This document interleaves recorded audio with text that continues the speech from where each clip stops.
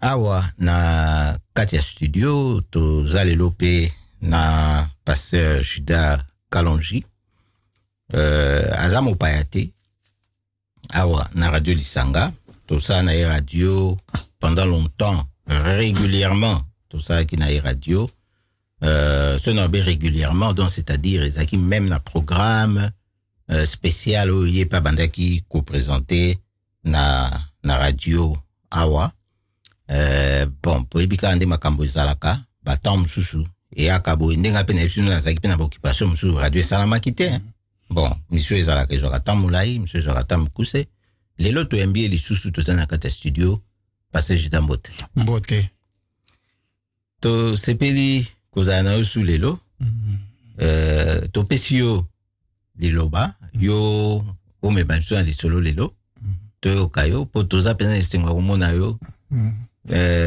pesi biso mwa lokoso ya koyoka oyo memeli biso biso fandini to bandolo baka poto lobisa yo ya solo mais to pesi yo ndeli loba ozana tanyo soto. Ok, merci beaucoup balandinyo so ya Radio Lisanga ngai abino pasteur Juda Chibwabwa Kalonji na uti na mboka ya Almire na kanisi lelo to ya ko solola na oyo zali ko leka mingi na kati na communauté et surtout ceux qui otali na ba réseaux sociaux makambo ebele ezali koleka yaonde na kanisa ki na occupé ko vanda kimiate en tant que mokambia batu en tant que mutu oyo pe avandi na ni batu itu ya ko partager li solo oyo na petiango kombo briser les barrières ou bien briser les chaînes barrière et que vous allez barrière ya physique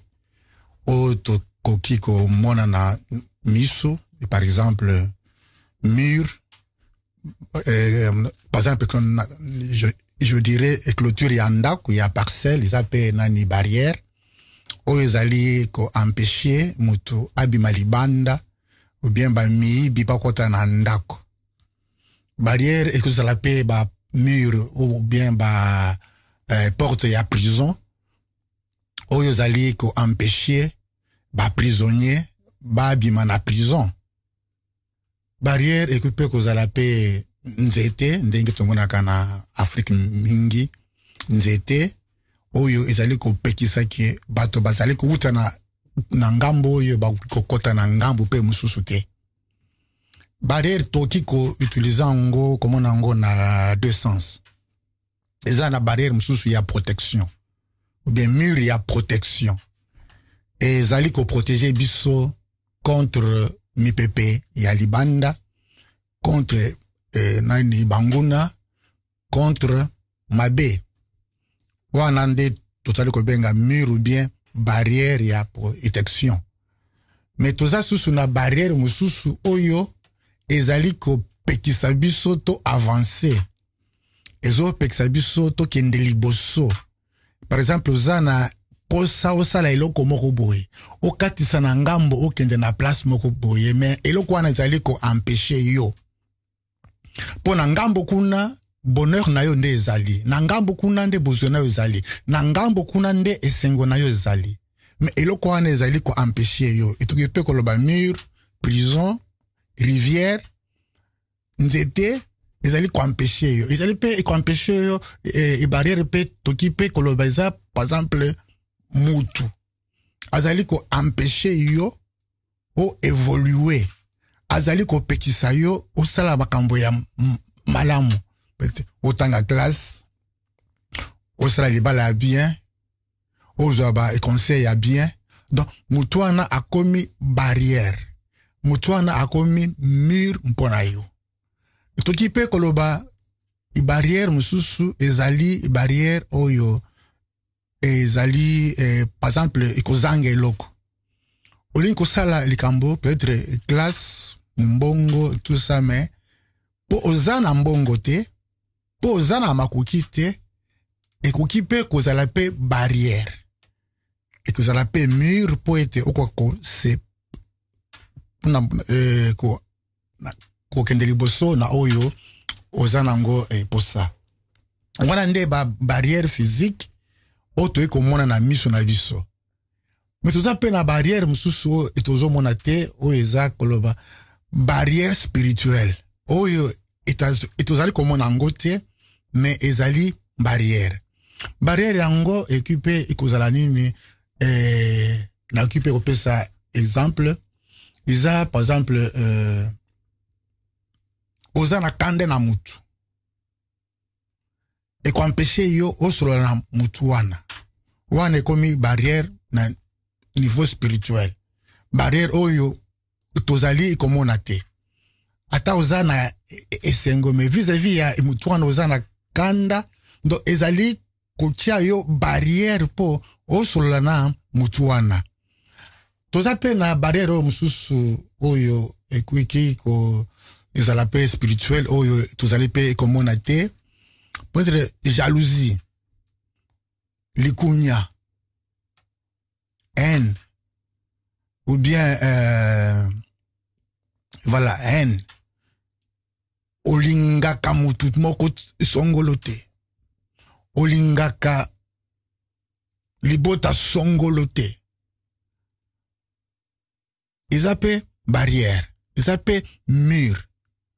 Olingaka kokende pe kotala batu mususu te. Ezape barrière, ezape mur. Olingaka pe kosolola na batu mususu te.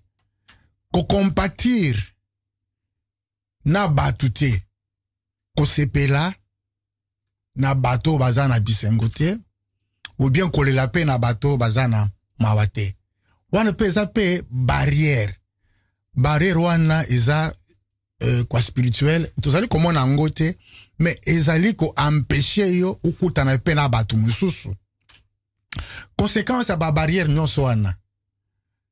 Ezali okose épanouir te. Okozala na iluswingi te. Okokende musika te po ete yo moko ozali ko empêcher okende liboso. Ou bien, batu mususu bazali ko empêcher yo okende liboso. Po o s'épanouir, il faut nde ko buka yango. Il faut ko buka soit mur, ko buka soit barrière, ya nzete soki oyo batie. Il faut ko buka yango, ou bien ko buka ba porte ya prison, po obi malibanda. Mena oyo nazali ko insister mingi, on a kobeta sete ezali barrière spirituelle na oyo ezali koleka na communauté na biso. Oyo ezali haine. Likunya. Na ba moment ya ba campagne présidentielle na Congo, tunaki bato nyonso bazalaki na molende pona ko soutenir candidat na bango. Et tout le monde pe ndenge pe heleki. Il est vrai et bien aimé que dans œuvre humaine, perfection est à la kati. Occupé ko salisa anniversaire na yo mais okomona pendant fête, pendant pendant organisation, malgré boki ko tchango pe na papier, ok marqué que nyonso kende peut-être kandenge to bongisa kite. Quelque couac et kozala. Elle peut koloba que na toute œuvre humaine, toute œuvre batu basalaka, perfection izalakate. Sur 100%, peut-être qu'à 2 ou bien 3, ezo kende kandenge to bongi saki. Mais dans la plupart des cas, étant la kapenza ndenge yako musate. Occupé kozalape en bonne santé, mais pendant un moment wana au péké crise. Donc étant bolaki na ndenge izalakite. Ataba élection na Congo, il est vrai que etambola maki na ndenge esengela kite. Batumsusu ba vota kite, batumsusu bazalaki dessus pendant boye, batumsusu pe bazwaki ba bulletin ou bien tout ça, et qu'importe. Et il s'est fait que baponi ba conseiller ou bien ba parlementaire, mais zalaki penza na engouement zalaki présidentiel. Président moko abimi. Mais pendant la campagne, oye monanaki, zaki mingi bao bazalaki pour l'un, pour l'autre. Et ce que vous allez pour l'un, il n'est pas dit que le coup naza contre mususu wana na oki kofinga ye na ekoloba nyonso ya imabe pona ye. Non simplement ye na kipe kofinga baye bazali kusoutenir ye. Wana nde eloko ya mabe itumona kina kati na communauté na biso. Baye bazalaki pour l'un, bazo finga oyo mususu, baye bazalaki pona mususu, bazo finga pe mususu. Et ça veut dire que, et continue à bas conflit. Ok. Ba proclamer président Moko. Bon, c'est pas le but, affronter, ok. Qu'importe, nauti, koloba, que toute œuvre humaine, est à parfaiteté. C'est que, qu'est-ce qui se passe maintenant dans la communauté? Kofinga nezo continuer. Kouyan na bandi ko ya. Mais tobo sani. Et tobo sani eloko moko. To vendre ensemble. To li ensemble. To sungani ensemble. To salisani ensemble. Sans compter clivage tribal. Ou bien ethnique. Sans compter one. Et ndeko moko alwaki nananga pasteur omoni eloko esala kapenza force ya biso ba congolais pour itoye bakateke oyo aza mungala oyo aza mukongo oyo aza muluba oyo aza muswahili pisika nyonso okokende so kaka omonika ndeko na yo z congolais olobaka lingala bona donc eloko wana nde esalaka force fierté ya biso ba congolais. Et tango pe pasi pe ezwaka pe biso ou bien tango pe bisengo pe ezwaka pe biso to kutana kaka ensemble. Tozali ko salisana, tozali ko sepela na tango ya bisengo, tozali pe kolela na tango ya mawa. Alors na oyo ekomi pendant campagne, na oyo ekomi na ba élection présidentielle na Congo. Et loko wana ya haine tribal ebimi. Baye baza pour oyo, bazo inape na ekolo na bango, na tribi na bango. Bien aimé, na uti koloba ke toza na ba barrière na ba mur physique. Oyo tozali komona. Mais haine de na uti koloba, isa physique ite za spirituel. Alors tout ce qui est spirituel, tout ce qui est, oyo towi komona na misute, ezali commandé na esprit moko. Geste nyonso okosala. Mouvement nyonso okosala. Eloko nyonso okokwa kanisa. Soki okanisi na ndenge ya malam, alors eza na esprit ya malam, et uti na esprit ya bien, esprit ya nzambe. Acte nyonso oko pose.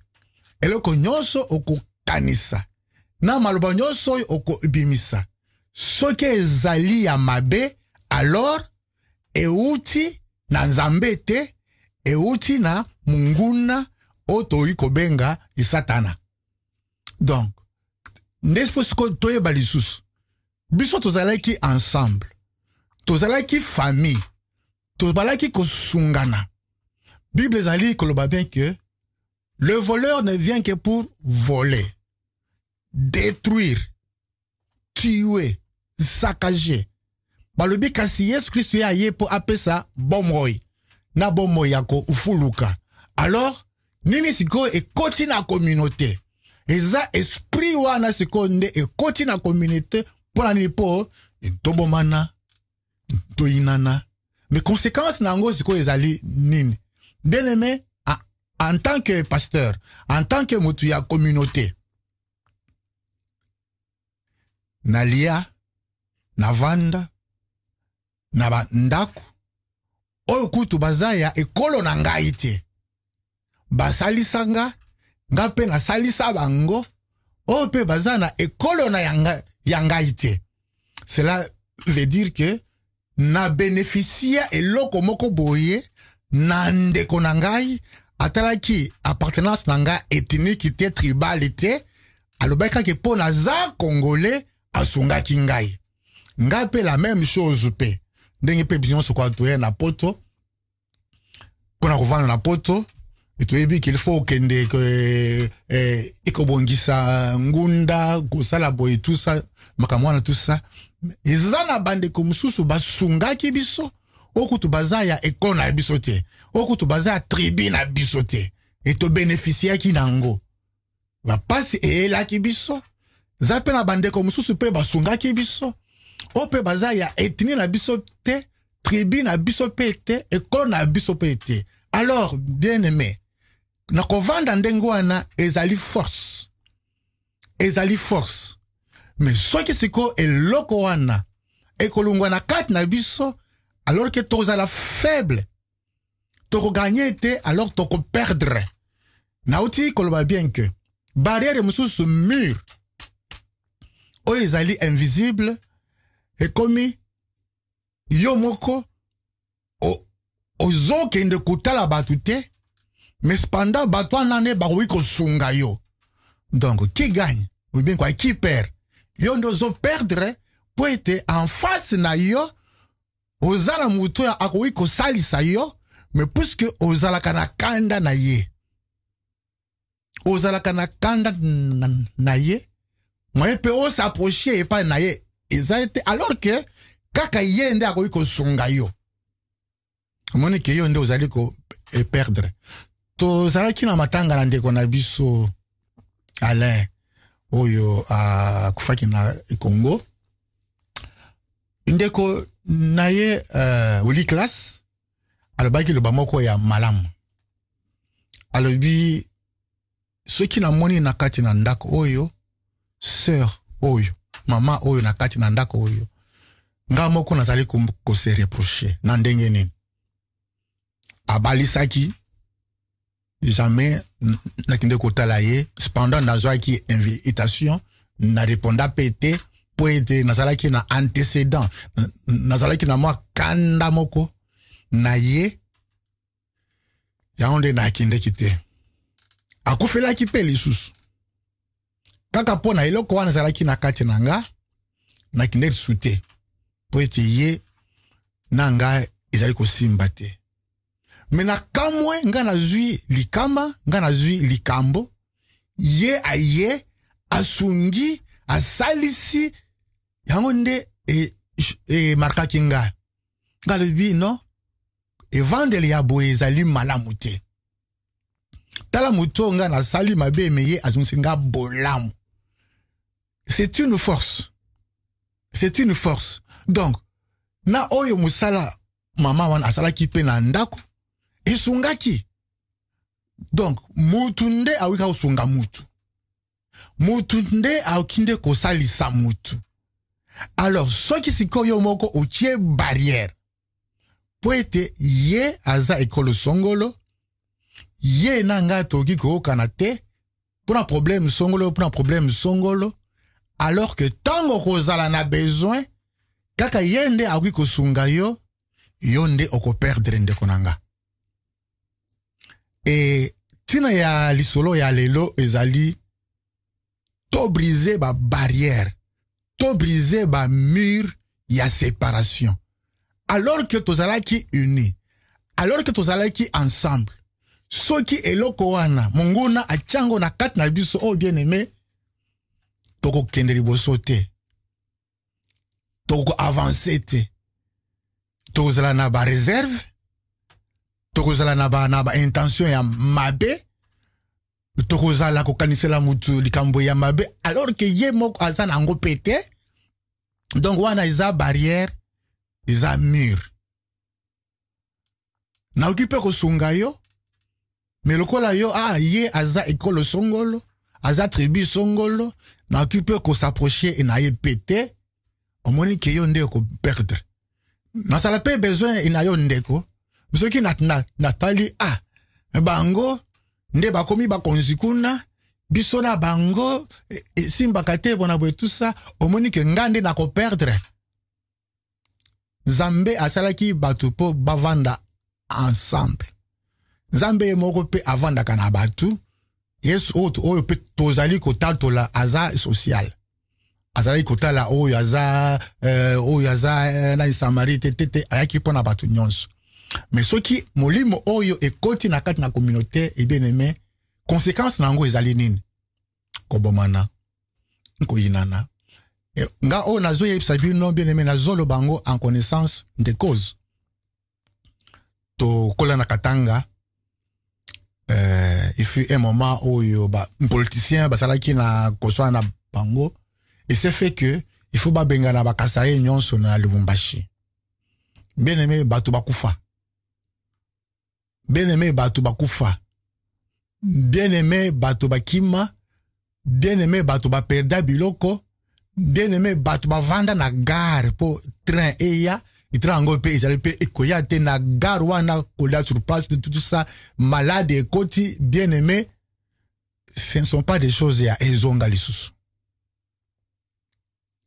Batu bakufa, batu bakima, esika bauti na région na bango, tango bazona na région na bango, bakomi lokola mbapa yakuna, bakomi lokola ba réfugiés dans leur propre région, puisque toute leur vie, basaka en okuna.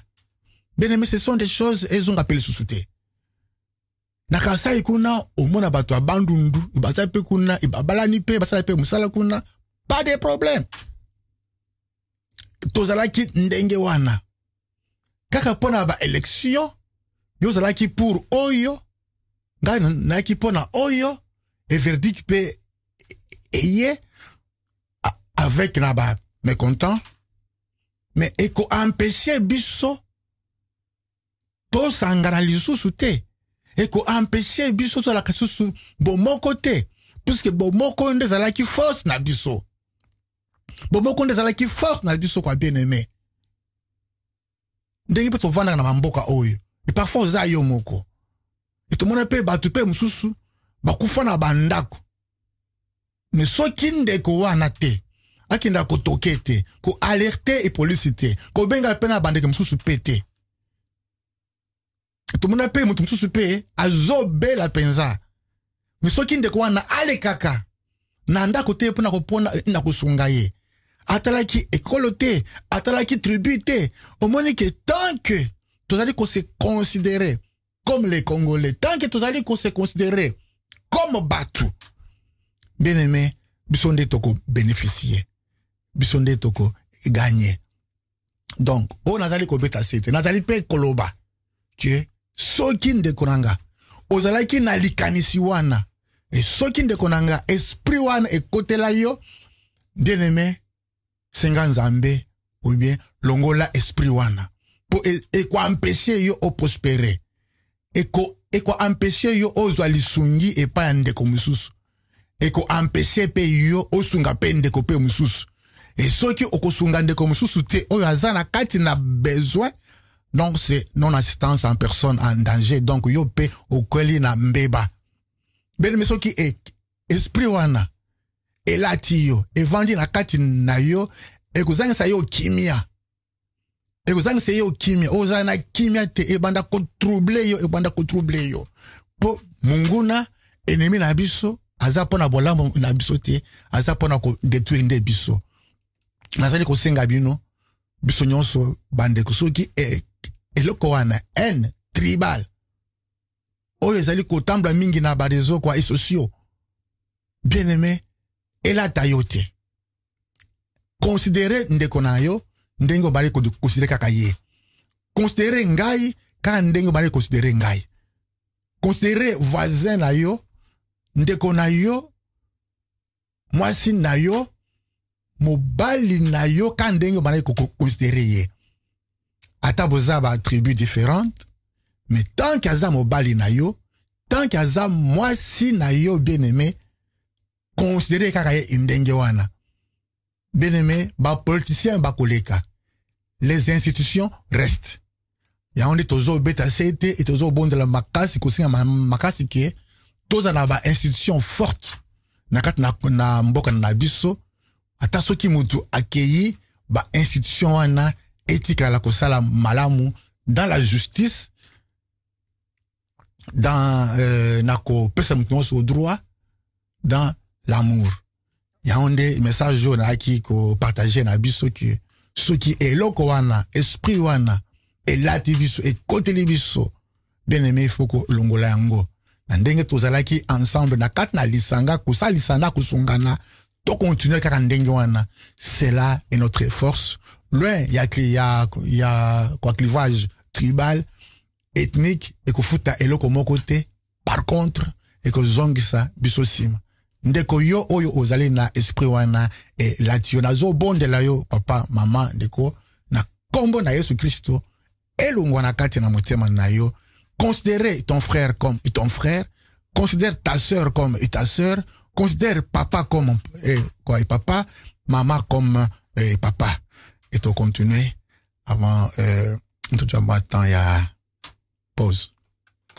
Merci bandekwala ya Radio Lisanga ndenge bozolanda biso wana boko kaizali lisolo pasteur Jida Kalonja kinango kabana biso lelo aduna no temps ya pause pona aya kokoba po akende ko clôturer yango bon na kati ya pause na ye nde ngana ko rappeler binoka kete ezali malamu mingi ko yeba kondimana po ninga zoloba wana ko kima en tribal to zua oyo batu baza nango soki pe batu bazondimana kondima kapasite mutu aza nango yo pe oza na oyo ya yo parce que batu balingi mingi kotia baregard na bango vers l'extérieur nde bazomona kaka oyo voisin aza nango nde azomona ye aza nango te.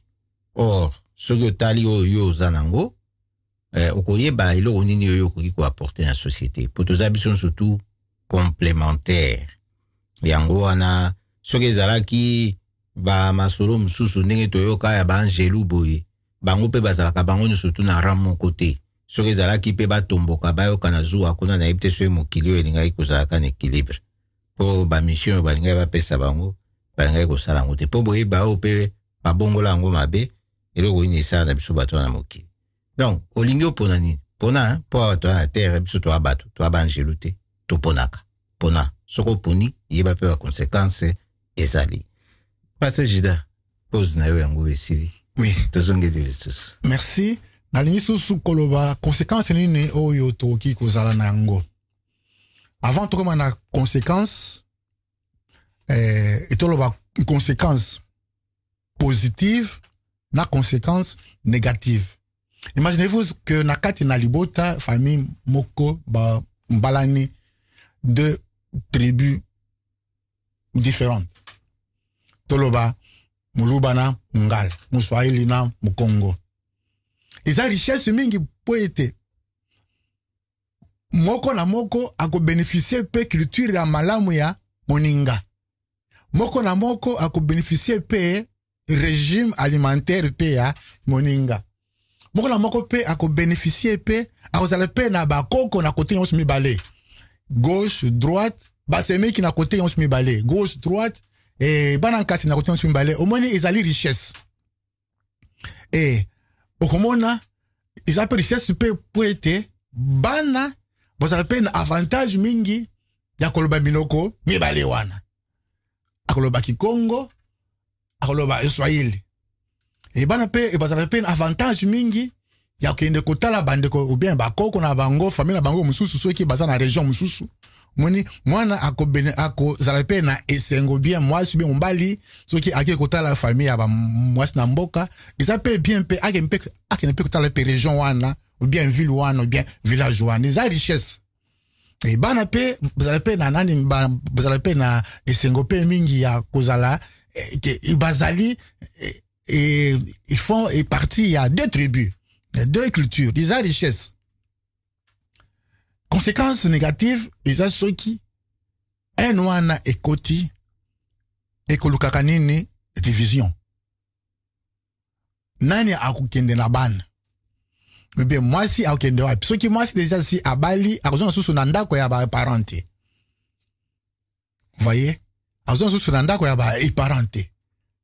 après avoir kobota et que le bal ko fika kapona conflit tribal mwasi akozonga epa na bango faut abandela sous vie à 0 et bana siko bakende côté nini côté ya papa ou bien côté ya maman tala conflit wana tala conséquence néfaste négative oyo ekozala na kati na libota